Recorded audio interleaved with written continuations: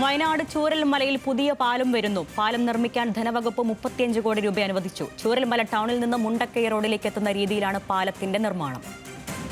തിരുവനന്തപുരത്ത് നിന്ന് ബിനിൽ ലീല സാബു ഉണ്ട്. ബിനിൽ, ഈ വയനാട് പുനരധിവാസവുമായി ബന്ധപ്പെട്ട് ദ്രുതഗതിയിൽ നടപടിക്രമങ്ങളെല്ലാം നടത്തുകയാണ് സംസ്ഥാന സർക്കാർ. എന്താണ് ഇപ്പോഴത്തെ വിവരങ്ങൾ? അരുണ്യ, കഴിഞ്ഞ വർഷം ജൂലൈ 30-നാണ് ഈ ദുരന്തമുണ്ടാവുന്നത്. ഉരുൾപൊട്ടലിനെ തുടർന്ന് ഈ മലവെള്ളപ്പാച്ചിൽ പാലം ഒലിച്ചു പോവുകയായിരുന്നു.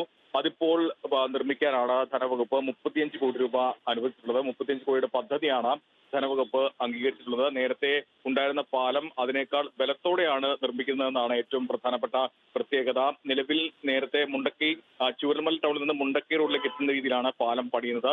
മേപ്പാടിയെ മുണ്ടക്കൈ അട്ടമലയെ ബന്ധിപ്പിച്ച പാലമാണ് നേരത്തെ ഉണ്ടായിരുന്നത്. അതാണ് പുനർനിർമ്മിക്കാൻ പോകുന്നത്. മാത്രമല്ല, ഇനിയൊരു ദുരന്തമുണ്ടായാൽ അതിജീവിക്കാൻ ശേഷിയുള്ള വിധത്തിലായിരിക്കും പാലത്തിന്റെ നിർമ്മാണം.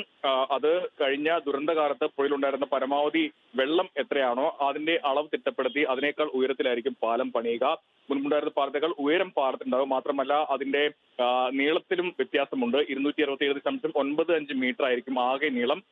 അതിന്റെ മറ്റൊരു പ്രത്യേകത എന്ന് പറയുന്നത് അതിന്റെ പുഴയിൽ തൂണുകൾ ഉണ്ടാവില്ല. ഇരു കരകളിലുമായിട്ടായിരിക്കും ഇതിന്റെ അടിസ്ഥാനം പണിയുക. അതുകൊണ്ട് ഇരു കരകളിലുമായി 80 മീറ്റർ നീളവും പാലത്തിനുണ്ടാകും. എന്തായാലും പുനരധിവാസം വേഗത്തിലാക്കാൻ സർക്കാർ ശ്രമിക്കുകയാണ്. സർക്കാരിന്റെ നീക്കങ്ങൾ തുടരുകയാണ്. അതിനിടെയാണ് ഇപ്പോൾ വേഗത്തിൽ ഈ പദ്ധതി അംഗീകരിച്ചത്.